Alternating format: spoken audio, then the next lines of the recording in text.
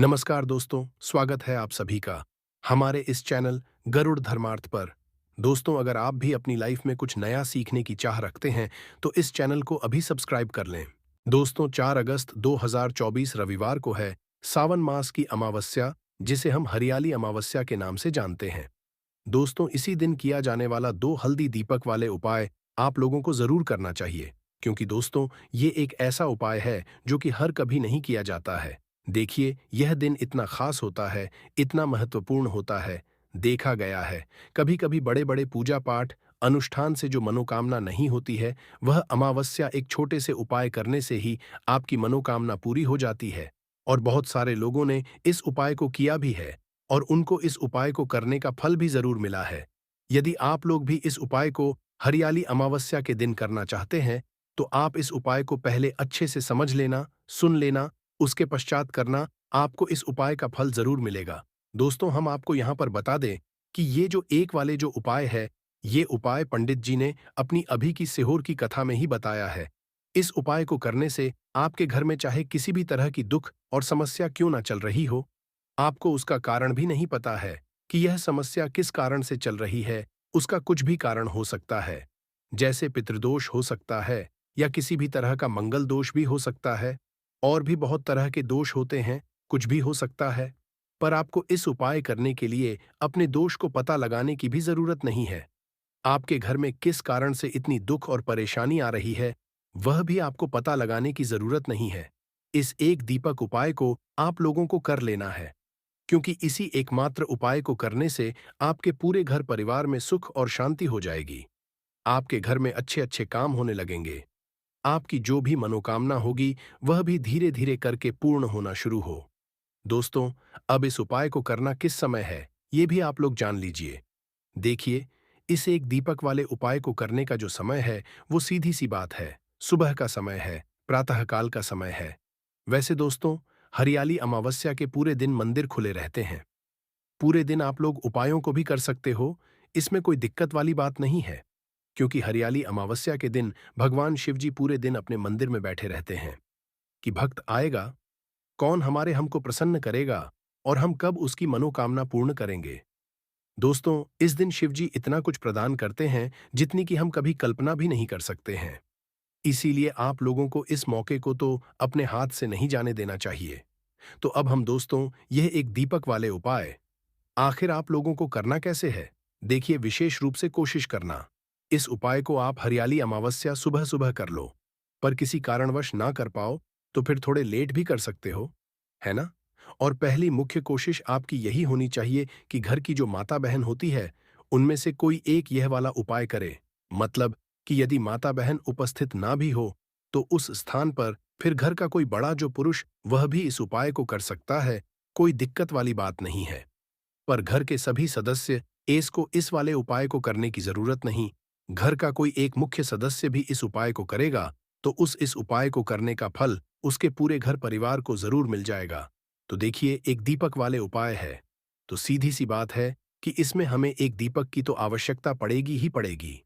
तो देखिए, यदि आप यह एक हल्दी वाला दीपक अमावस्या वाले दिन अपने घर में जला देते हैं, तो देखिए, हरियाली अमावस्या का जो दिन है, इसकी महिमा कुछ ऐसी है कि जो व्यक्ति अमावस्या के शिवजी को प्रसन्न करने के लिए पूजा करता है, उपाय करता है, शिवजी बहुत जल्दी अपने उस भक्त से प्रसन्न हो जाते हैं। और यदि आपने हल्दी वाले दीपक का उपाय कर लिया, तो ऐसा आप मान के चलिए कि शिवजी इतने ज्यादा आपसे प्रसन्न हो जाएंगे कि आपके जीवन की जो निर्धनता और गरीबी है, उसे वह जल्दी से जल्दी आपके जीवन से दूर कर देंगे। क्योंकि हल्दी जो है, ये शिव जी से जुड़ी है।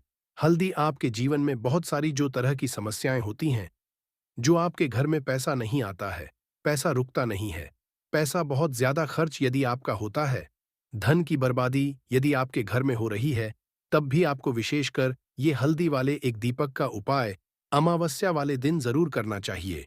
देखिए, इसी के साथ आपको बता दें, इस बार हरियाली अमावस्या पर बहुत ही दुर्लभ संयोग का निर्माण हो रहा है। तो देखिए, आपको बता दें कि शिवजी को यदि आप जल्दी से जल्दी प्रसन्न करना चाहते हैं, अपने घर की गरीबी जल्दी से जल्दी दूर करना चाहते हैं, तब आपको यह पहला उपाय करना है अमावस्या के दिन। तो उपाय को करने के लिए आपको कौन कौन सी चीज लेनी है और किस समय उपाय करना है, तो देखिए, उपाय को करने के लिए आपको यहाँ पर लेना है एक चुटकी काला तेल, बहुत ही जरा सा एक चुटकी काला तिल लेना है, और एक ही चुटकी आपको लेनी है पीसी हुई हल्दी। अब आपको क्या करना, आपने नहाने वाले जल में एक चुटकी हल्दी डालनी है और एक चुटकी काला तिल डालना है, और आपको इस जल स्नान करना है। तो देखिए, जब भी आप अपने जल में हल्दी डालकर, विशेषकर यदि अमावस्या के दिन आप अपने जल में हल्दी डालकर स्नान करते हैं, तो इससे होता क्या है, आपके जीवन में आपका जो भाग्य आपका साथ नहीं दे रहा होता है, आपके पास जो पैसे आने के रास्ते बंद होते जा रहे हैं, जो आपके जीवन में निर्धनता बढ़ रही है, गरीबी बढ़ रही है, जो आप अपने जीवन में बार बार असफल हो रहे हैं, ना इन सारी चीज आप देखेंगे कि आप बाहर आ जाएंगे, आपके घर में, आपके जीवन में पैसा आना शुरू हो जाता है, पैसा रुकना शुरू हो जाता है, क्योंकि यहां पर आपकी कुंडली में गुरु की स्थिति बहुत मजबूत हो जाती है, जिसके पश्चात आप जिस काम को करते हैं उसमें आपको लाभ ही लाभ मिलता है। तो यह पहला उपाय है, अमावस्या के दिन इस उपाय को आप जरूर करें। अब बात करेंगे दूसरे उपाय की। देखिए, जो दूसरा उपाय आपको बताने जा रहे हैं, इस उपाय को यदि आप अमावस्या के दिन करते हैं, तो आपकी सारी अधूरी मनोकामना को शिव जी पूरा कर देते हैं। तो ये उपाय आप विशेष कर करें। यदि कोई भी ऐसी विश है, कोई भी ऐसी इच्छा है, आपकी जो अभी तक अधूरी है, पूरी नहीं हो रही है, तो आपको शिव जी को प्रसन्न करना है, ये दूसरा वाला उपाय अमावस्या के दिन करके। तो देखिए, यहाँ पर उपाय को करने के लिए आपको लेना है तुलसी की लकड़ी। देखिए, बहुत सारे लोगों के घर में तुलसी का पौधा सूख जाता है, और तुलसी जो टहनियां होती हैं, है ना, तुलसी की ठनी को आपको छोटा छोटा कर लेना है, छोटे छोटे पार्ट में आप उसको तोड़ लें, डिवाइड कर लें, और फिर आपको क्या करना है, एक लाल कपड़े के इन टहनियों को रखना है। कितनी लेनी है, आप 2 ले सकते हैं, 5 ले सकते हैं, 11 ले सकते हैं। यदि 11 की संख्या हो तो बहुत उत्तम है। अब आपको क्या करना है, लाल कपड़े के अंदर रखना है और इसकी छोटी सी पोटली आपको बना लेनी है। अब सबसे पहले आपको क्या करना है, इस पोटली को शिव जी के में स्पर्श करना है, उनके चरणों से स्पर्श करना है। इसके पश्चात आपको यह पोटली अपने घर में, या तो अपने घर के मुख्य दरवाजे पर आपको इसको टांगना है, अंदर की तरफ, बाहर की तरफ नहीं, या फिर इसे आप अपने घर के मंदिर में एक तरफ रख देंगे। देखिए, जब भी आप तुलसी की टनी जो होती है, उन्हें अपने घर में कहीं पर भी रखते हैं और शिव जी से प्रार्थना करते हैं कि मेरी यह विश है, मेरी यह मनोकामना है, बहुत लंबे समय से अधूरी मेरे जीवन में निर्धनता है, गरीबी है, मेरे घर में सुख समृद्धि नहीं है, मेरे घर में क्लैश है। तो जिस तरह की भी आपकी समस्या होती है, जो भी आपकी मनोकामना होती है, उसे शिव जी पूरा कर देते हैं, और आपके जीवन की निर्धनता और गरीबी तो कोसों आपके जीवन से दूर हो जाती है। जब भी आपकी लकड़ी का यह छोटा सा उपाय कर लेते हैं, अमावस्या के दिन एक चीज आपको बिल्कुल ध्यान रखनी है कि तुलसी का पौधा यदि आपके घर में सूख गया है, तब आपको अमावस्या के दिन उसकी लकड़ियों को नहीं डालना है, क्योंकि अमावस्या के दिन तो तुलसी की पत्तियों को भी नहीं तोड़ा जाता है। यह चीज विशेषकर आपको ध्यान रखनी है। तो पहले से ही आप तुलसी के पौधे की, यदि आपके पास टहनियां हैं, तभी ये उपाय आप करें। दूसरी चीज कि जिनके घर में तुलसी का पौधा हरा भरा है ना, सारे लोगों के पौधे सूख गए झाड़ू में, किंतु बहुत सारे लोग बहुत अच्छे से रखते हैं, और किसी किसी के घर में तुलसी का पौधा सूखता नहीं है, तो उन्हें क्या करना है, उन्हें तुलसी के 2 पत्ते लेने हैं। तुलसी के 2 पत्ते लेने हैं, और आपको जब भी शिवजी को भोग लगाते हैं, वैसे आप लगाते ही हैं, हर बार अपने घर में तुलसी के पौध पत्तों के साथ, किंतु अमावस्या के दिन विशेषकर आपको तुलसी के 2 पत्ते शिवजी को उनके भोग में अर्पित करने हैं। जो भी आप उन्हें भोग लगाते हैं, जिस चीज का भी, उसके साथ आपको तुलसी के 2 पत्ते जरूर शिवजी को अर्पित करने हैं। एक चीज ध्यान रहे, भूल कर भी आपको इस दिन चावल खाने नहीं है, और चावल का भोग भूल कर भी आपको किसी भी देवी देवता को नहीं लगाना है ना, क्योंकि चावल खाना इस दिन महापाप होता है। ऐसा बिल्कुल भी ना करें, भूल कर भी आपको यह चीज नहीं करनी है। तो देखिए, जब भी आप तुलसी के 2 पत्ते शिव जी को अर्पित करते हैं, उनके भोग में उन्हें देते हैं, तो इससे क्या होता है कि जी आपसे बहुत ज्यादा प्रसन्न हो जाते हैं, और आपके जीवन के चाहे जिस तरह के भी दुख हों, फिर आप अपने जीवन के वो दुख यदि शिव जी से कहते भी नहीं हैं, ना आपके बिना कहे ही आपके जीवन के सारे को वो दूर कर देते हैं। चलिए अब बात कर लेते हैं, एक चुटकी हल्दी डालकर दीपक आपको कहाँ पर लगाना है, उपाय को कैसे करना है, और कैसे यह एक चुटकी हल्दी वाला दीपक आपके जीवन की निर्धनता को तो दूर कर ही देगा माँ। लक्ष्मी की ऐसी कृपा आपके ऊपर बरसेगी कि आने वाली 7 पीढ़ियों को भी न धन की कमी नहीं होगी। इतना ज्यादा शिव आपसे प्रसन्न हो जाते हैं। इस एक उपाय को करके पहली चीज आपको बता दें कि हल्दी जो है ये आपके जीवन में बहुत सारी अच्छी अच्छी चीजों को लेकर आती है।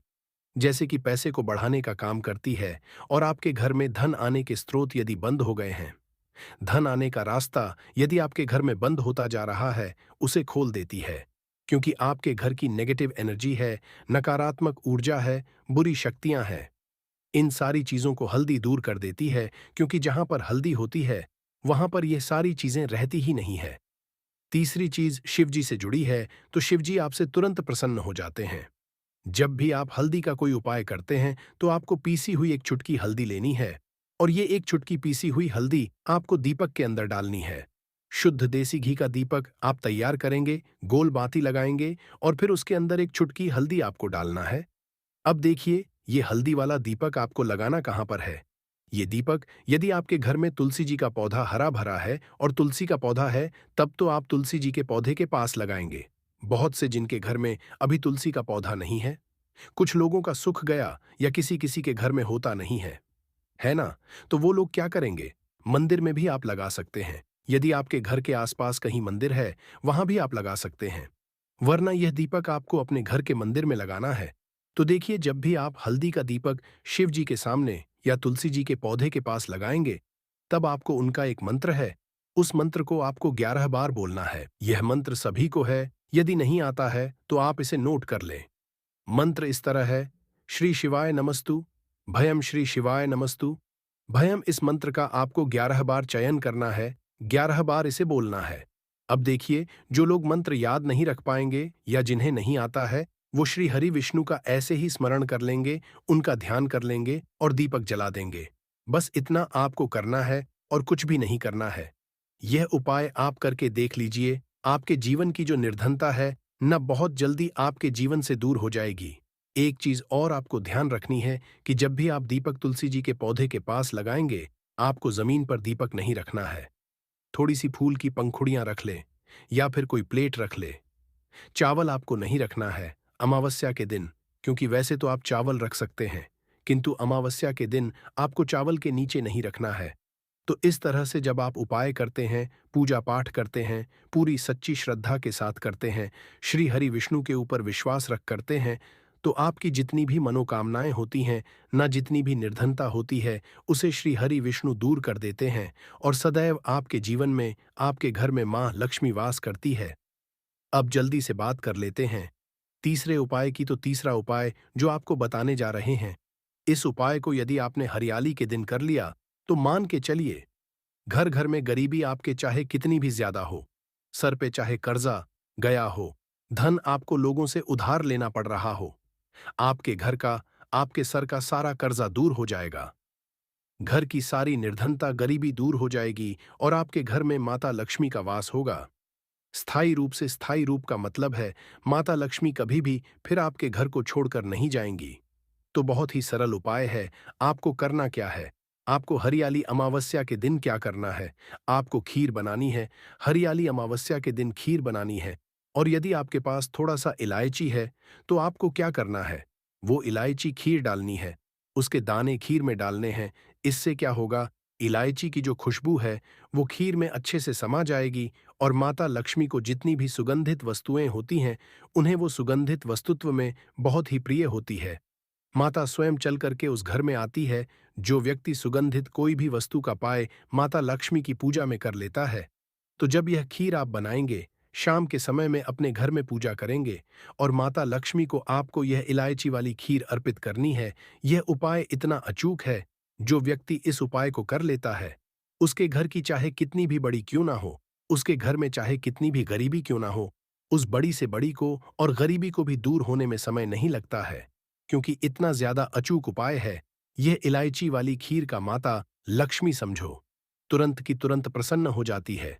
जो व्यक्ति हरियाली अमावस्या के दिन इलायची वाली खीर माता लक्ष्मी को अर्पित कर देता है, तो यदि आपकी भी कोई ऐसी विश है, मनोकामना है, धन से जुड़ी समस्याएं हैं, तो आप हरियाली अमावस्या के दिन अपने मंदिर में माता लक्ष्मी को खीर का भोग जरूर लगाएं। तो आज की वीडियो बस इतना ही। बहुत अच्छे से उपाय आपको समझाने का बताने का प्रयास किया है।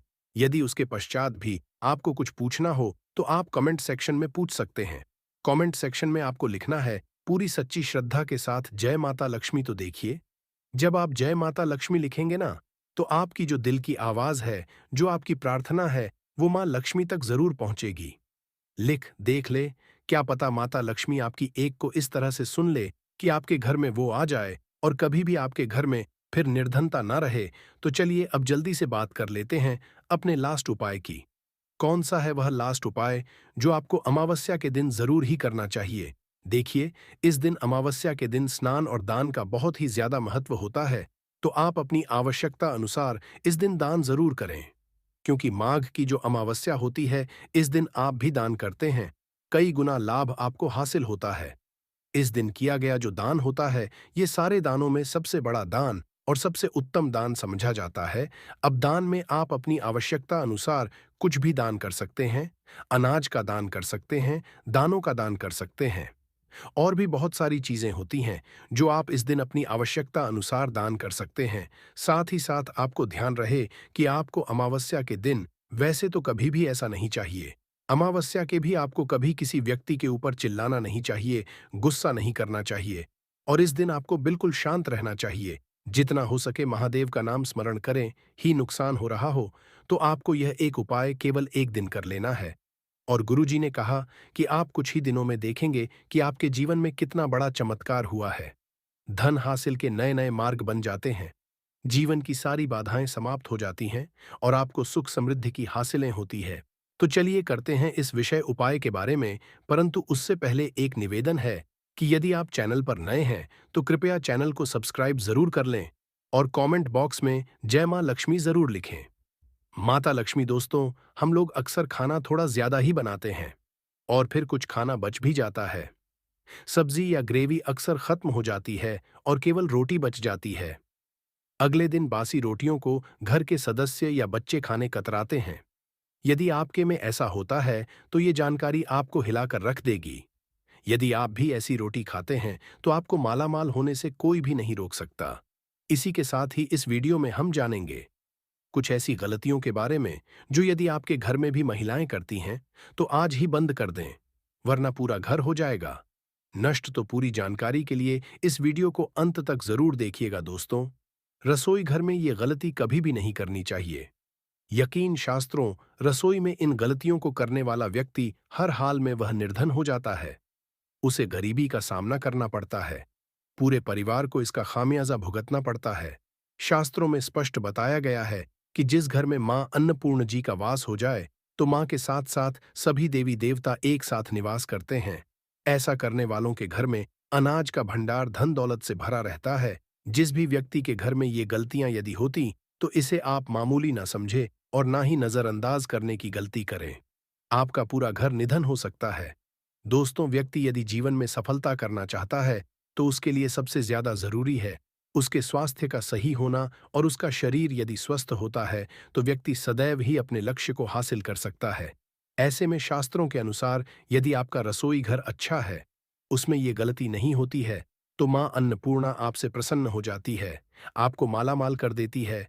तो चलिए जानते गलतियां हैं, परंतु उससे पहले दोस्तों आपसे रिक्वेस्ट है कि वीडियो को लाइक करें, अपने दोस्तों के साथ शेयर करें और यदि आपने अभी तक चैनल को सब्सक्राइब नहीं किया तो सब्सक्राइब करके बेल आइकॉन जरूर प्रेस करें दोस्तों।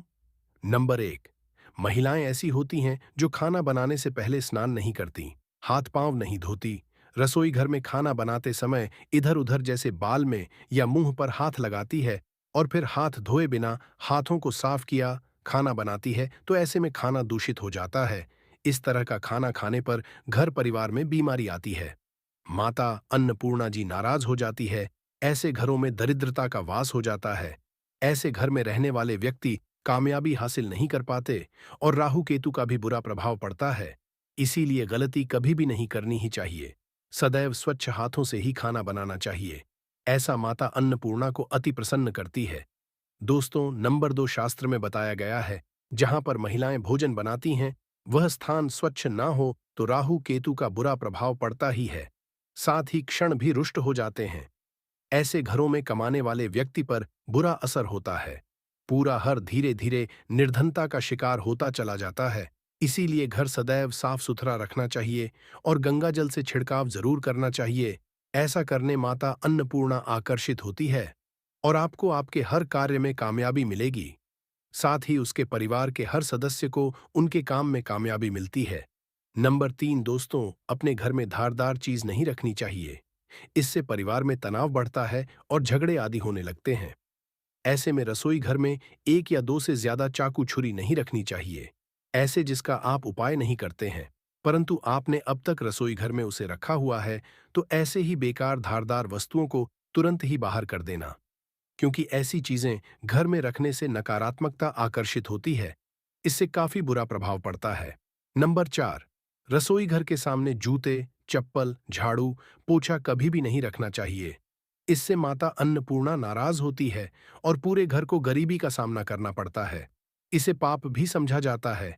इसीलिए आपको कभी भी चप्पल, जूते या झाड़ू, पोछा घर के सामने नहीं रखनी चाहिए, क्योंकि इससे अनर्थ हो सकता है और माता नाराज हो सकती है।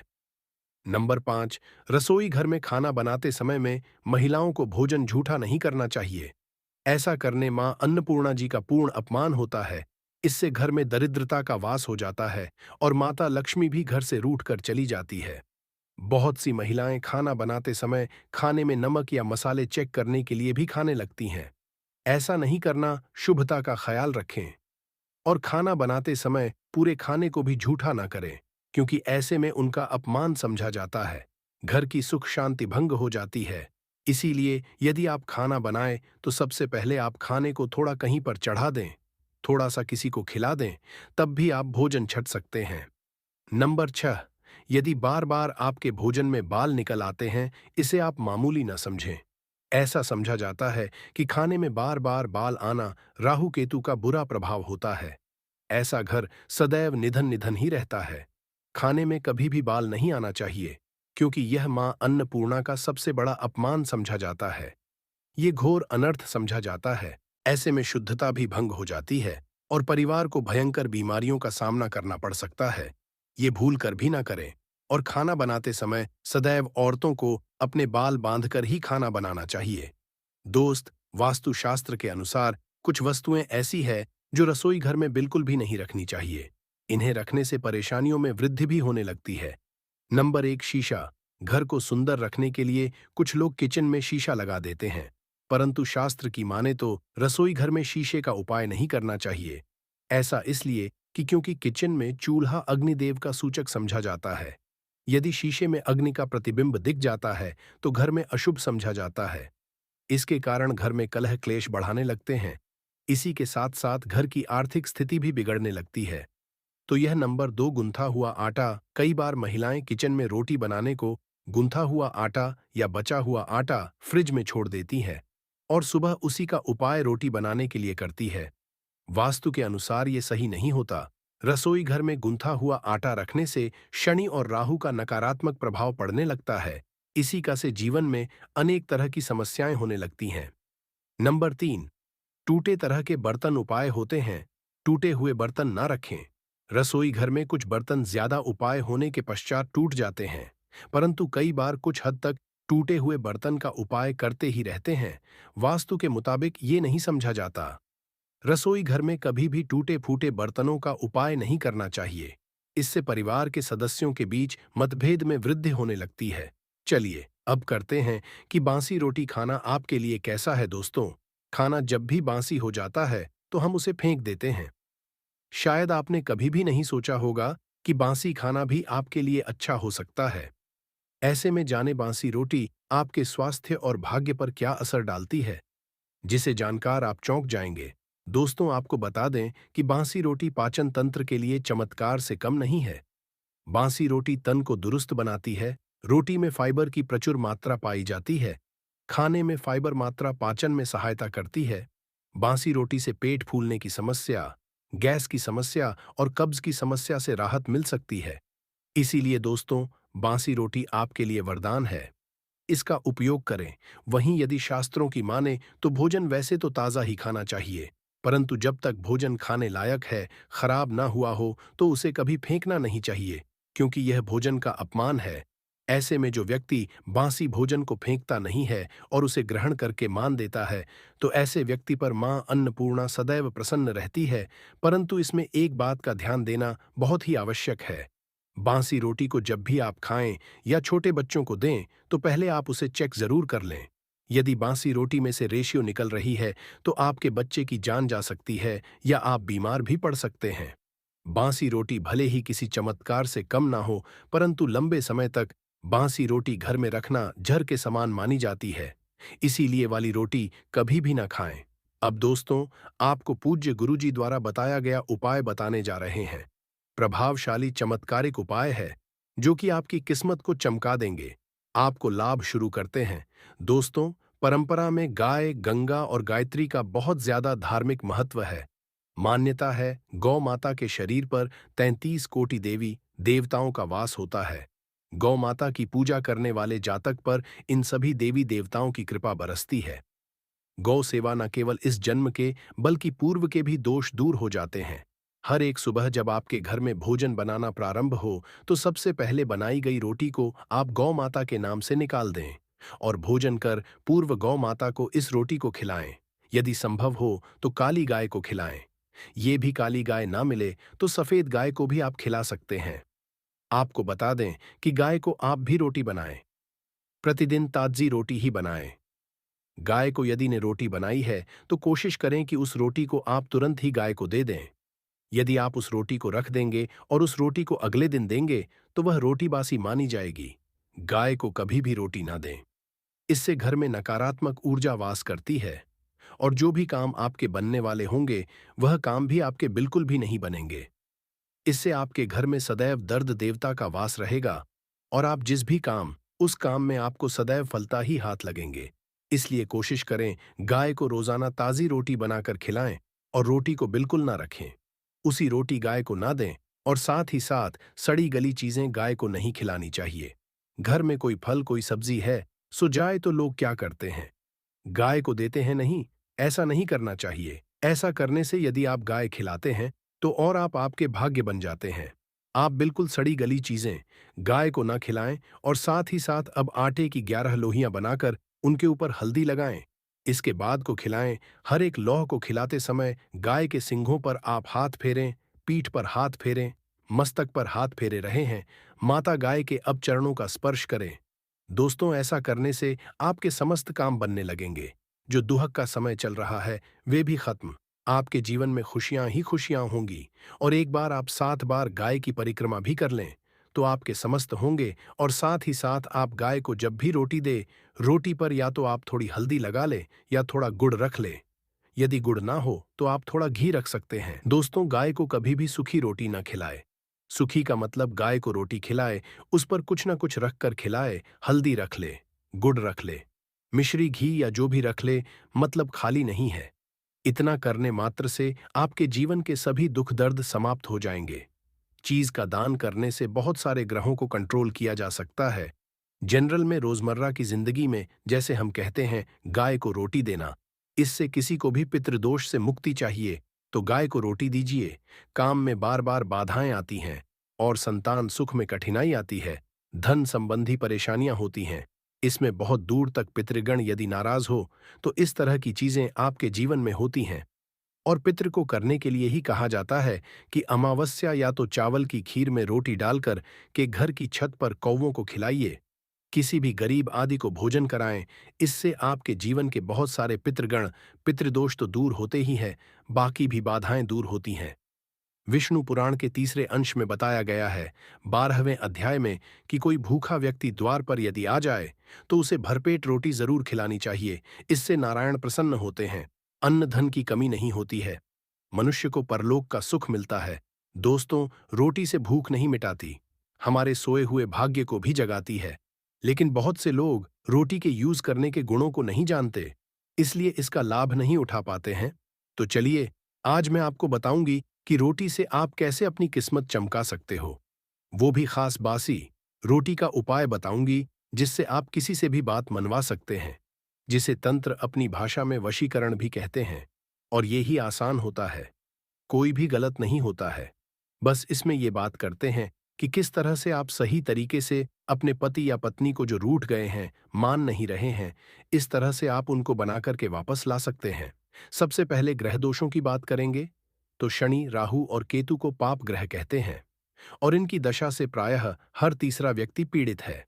और इन तीनों अशुभ फलदायी ग्रहों को एक साथ यदि आप अनुकूल बनाकर के चलना चाहते हैं, तो सबसे तरीका है रोटी में सरसों तेल लगाकर काले कुत्ते को शनिवार के दिन खिलाइए। रोज खिला सकते हैं तो बहुत ही अच्छा है। काले कुत्ते हैं तो 2 रंग का या दूसरे रंग के भी कुत्ते को खिला सकते हैं। ये सभी चीजें ग्रह दोष आपके जीवन से दूर होती है। तो यह थी आज की विशेष जानकारी। उम्मीद है यह जानकारी आपके काम आएगी। यदि वीडियो अच्छा लगा हो तो एक लाइक अवश्य कर दीजिए और रोजाना नई नई जानकारी प्राप्त करने के लिए हमारे इस चैनल को अभी सब्सक्राइब करें। धन्यवाद।